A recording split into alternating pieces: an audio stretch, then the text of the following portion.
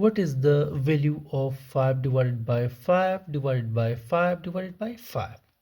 So here many student makes a mistake. Here they divide 5 by 5, which gives him 1, and they also divide 5 by 5, which also gives him 1, and dividing 1 by 1, it gives him only 1, and 1 is the answer. But here 1 is not the correct answer.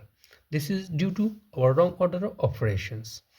So here we have 3 operations of division. So we have to do these operations from left to right. So here first we will do this one division, 5 divided by 5. So here 5 divided by 5 is simply 1. So this will become 1 divided by 5 divided by 5. Now next here 1 divided by 5 is simply, this is 1 over 5 divided by 5. Here we cannot directly divide 1 over 5 by 5.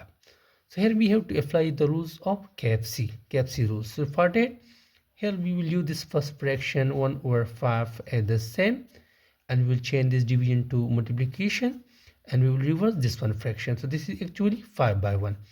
So this will become 1 over 5. And now this is very easy.